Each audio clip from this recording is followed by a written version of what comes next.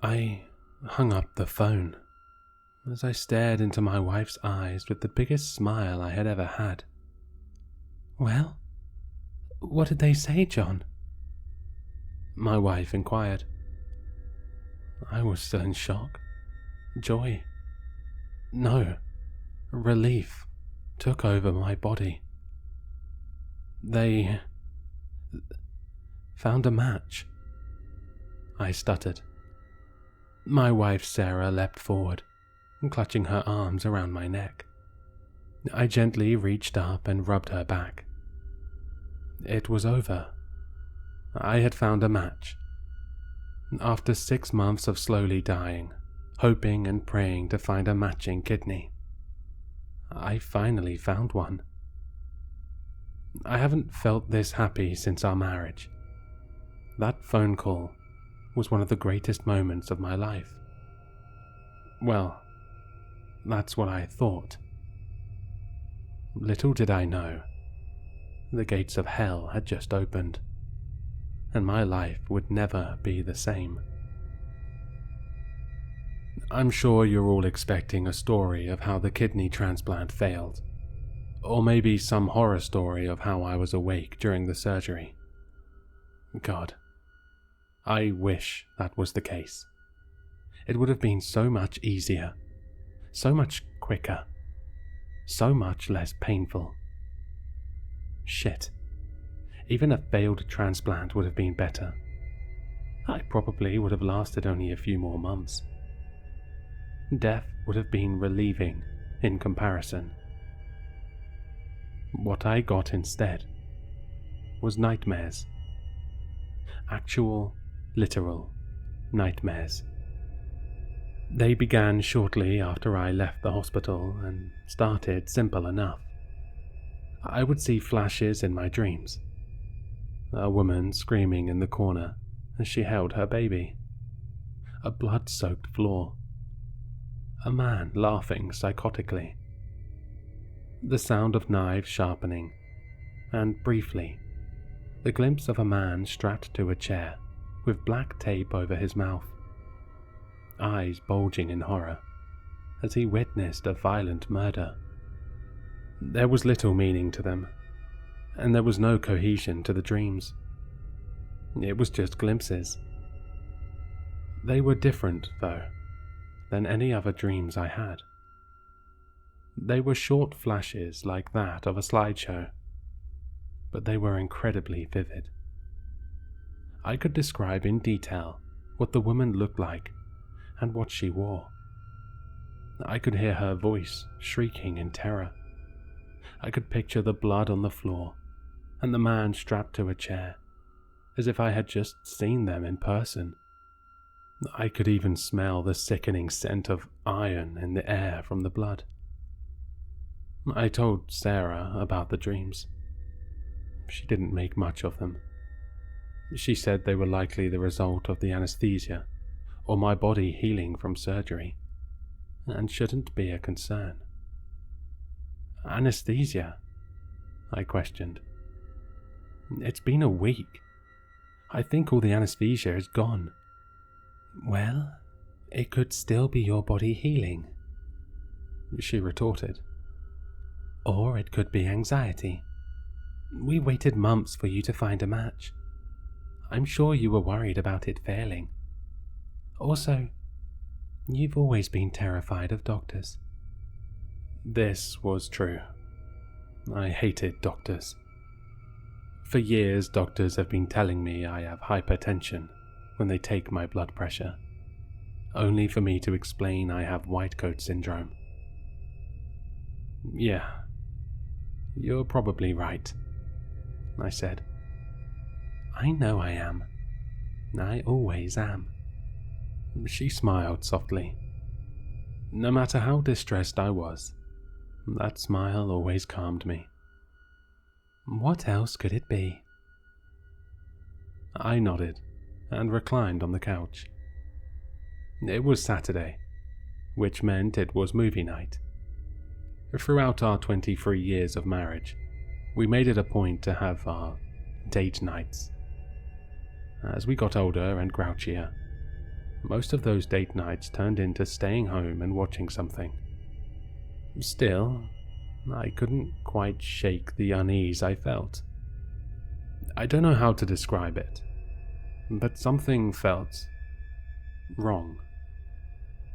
Though I had relaxed my mind and resolved myself to just experiencing post-op anxiety, that didn't stop the nightmares. In fact, they got worse. I no longer only dreamed of the same horror scene of the blood-soaked room. Now, I would see different ones. Sometimes I would dream of a young man, maybe 30, with long black hair, being hung by one finger from a bridge, crying and begging for his life. I could hear his bones in his finger break and see the flesh tear as the thin rope cut into his finger. Other times, I would see a family, all tied to a lawn chair inside a barn as it went up in flames. I watched as they screamed, as the flames engulfed them and melted the skin from their faces. One of the worst I saw was a woman held at gunpoint as her, I assume, boyfriend or husband shot himself. I suspect whoever held the gun forced him to do it, or else it would be his wife or girlfriend. They were all drastically different killings, but aside from being gruesome and horrific, they all had two things in common. There was always a man laughing maniacally, and there was always the man tied to a chair, being forced to watch. This went on for weeks. I would tell my wife about the dreams, and though disturbed, she would always conclude that it must be anxiety, or that I had watched too many horror films. "It's not just anxiety," I yelled during an argument over the dreams. "It's not horror movies either. I've watched horror my entire life, and never have I had dreams like this." "Well, what do you want me to do about it then?" she retorted. I sat and clasped my head in my hands. I felt as if I may cry for the first time in decades. I don't know, but I can't keep having dreams like this. I can barely sleep anymore. "Sounds like you need a therapist," Sarah said. "A therapist? How much is that going to cost for some PhD to tell me it's all because of my childhood?" I snidely responded. "Will you stop?" she said. "Your insurance covers therapy. Do you have any other ideas? Wouldn't you like to sleep again?" I sighed. I always thought of therapists as scams. But what other options did I have? These nightmares were making my life hell, and went far beyond not being able to sleep. I couldn't get the images out of my mind. They were always there. Having constant, vivid images of the most gruesome murders possible really messed with one's psyche. Fine. I'll look for one tomorrow. It didn't take long for me to find a psychiatrist. As it happens, America is experiencing something of a mental health epidemic. Psychiatrists were plentiful and abundant. I found one covered by my insurance, with good reviews. A slender lady who looked to be somewhere in her mid-30s. I told her, the psychiatrist, all about my dreams and how I started experiencing them after the surgery. I explained that I could see them in vivid detail, and they were making my awakened life a nightmare. She went through the usual checklist. She asked if I had ever experienced anything like this before, if I had a history of anxiety, if I was on any painkillers after the surgery. I answered no to them all. She had no concrete answers, but she said it was likely that my brain was working out the trauma of literally dying for months with a failing kidney. She concluded that with death constantly lurking in my mind, it was likely that now that it was over, I was experiencing something like PTSD. I didn't really believe her, but she prescribed me some medication, one for anxiety and one for sleep. If I can finally sleep, I'll take whatever she gives me, I thought. As it turns out, the meds did nothing. Well, actually, I guess they did, because the nightmares only got worse. Every couple of days, I would experience a new episode in more graphic detail than the last. 2 of them really struck me. One was a man crying, being forced to eat something raw. Even in my sleep, I could feel bile rise in my throat. Whatever that was, it wasn't beef. The second was another man, as he was shoved into a wood chipper. I'll spare you the details on that one. Still, as with all of them, there was always that haunting laughter and a man strapped to a chair who seemed to slightly change between each dream. He gradually became more worn in appearance and skinnier. I reckoned he had lost about 50 pounds throughout all the nightmares. Nothing eased the terror that consumed my nights. I was lucky to get 2 hours of sleep.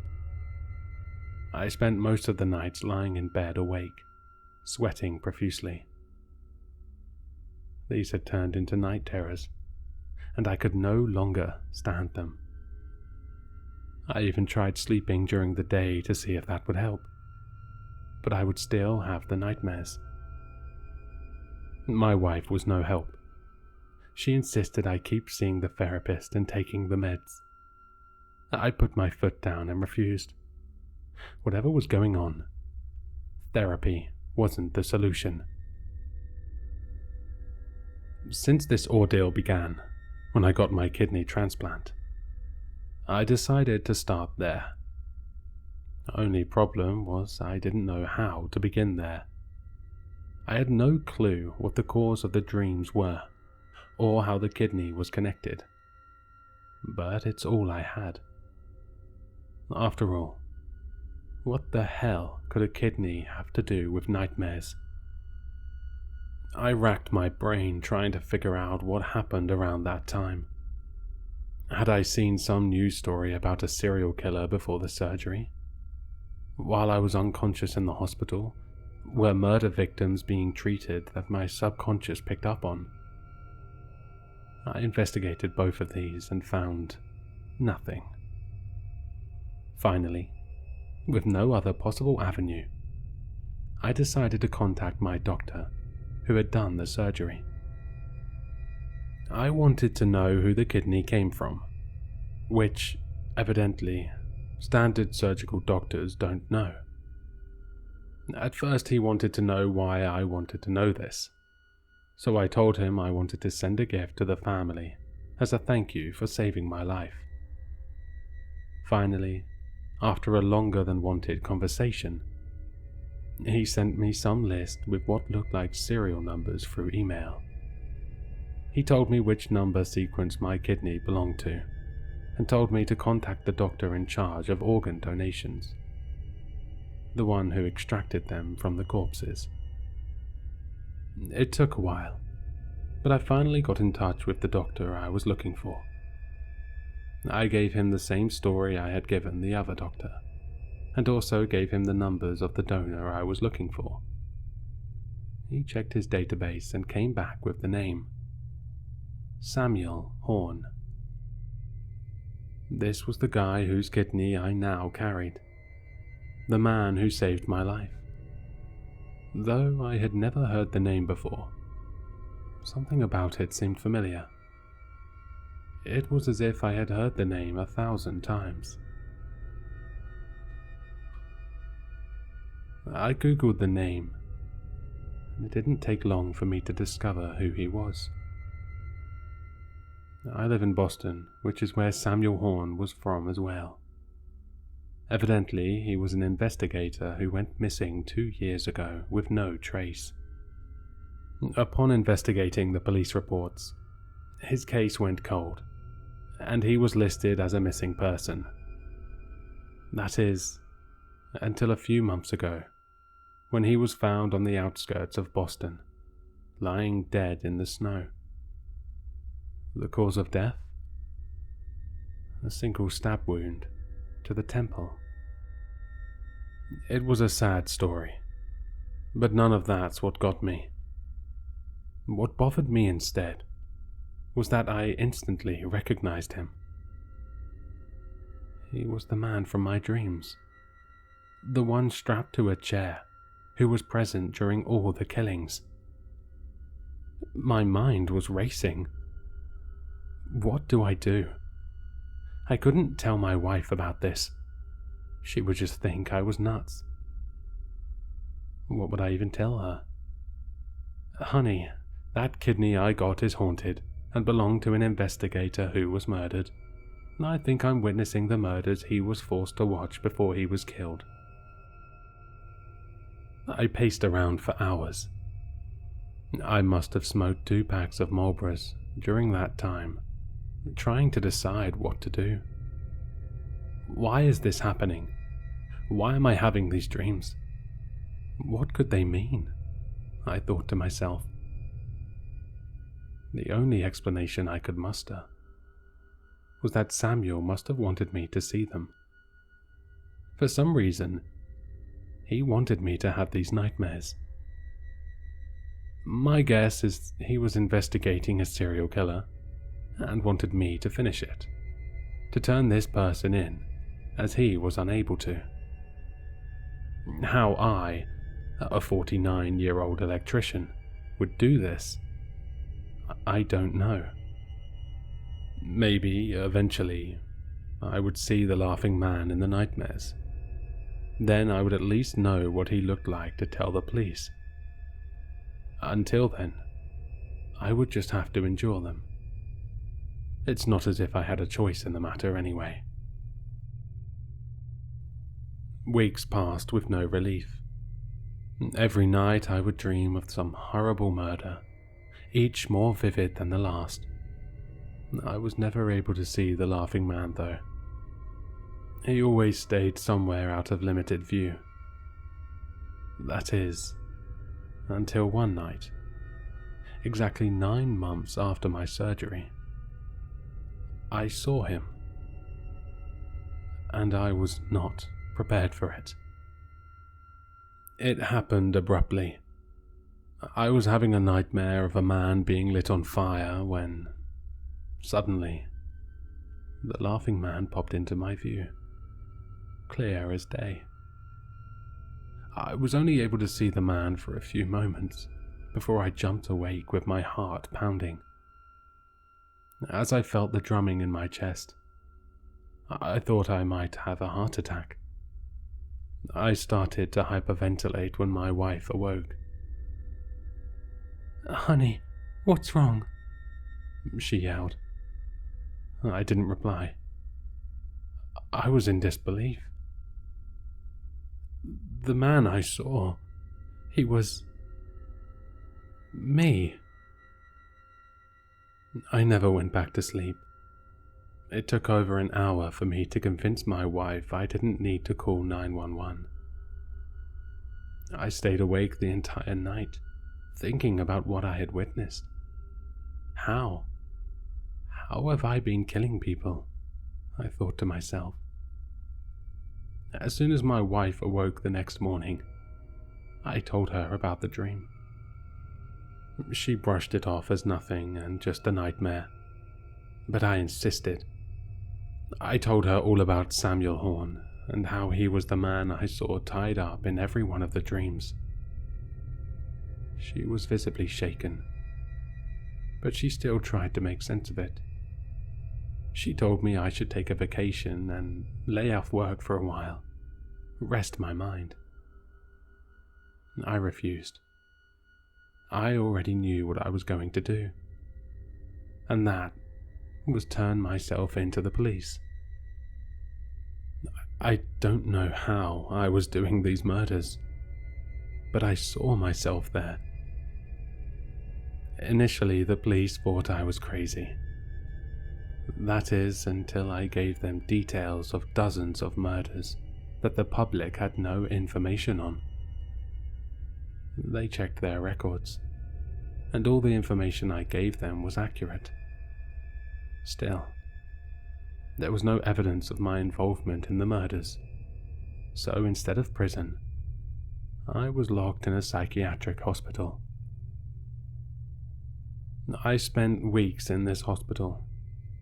The nightmares had finally stopped. The doctors and the police weren't entirely convinced I was the murderer, but they knew I knew something and wanted to know how. I told them it was my dreams, which nobody took seriously. They eventually diagnosed me with schizophrenia and wanted to check my family history for mental illness. I told them about my family, which turned up nothing. No history of any mental issues aside from an uncle with chronic depression. That is until one of the officers sat me down for an interview. "John, are you aware you are adopted?" The officer inquired. "Adopted?" I asked. No, I'm not adopted." "Well, as it turns out, you are." I was shocked, as if I needed any more life-altering news. I felt a tinge of sadness for a moment, as I realized my parents weren't my biological mother and father.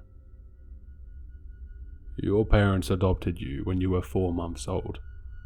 Apparently your birth mother couldn't care for you both." "You both?" I asked. My head started to spin. This, along with everything else, was too much. "Yes, you both. John, you have an identical twin brother who is wanted on federal charges."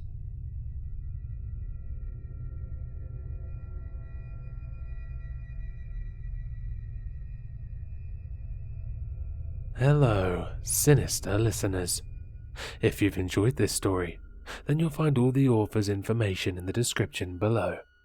For more content, be sure to like, comment, and subscribe to succumb to the sinister.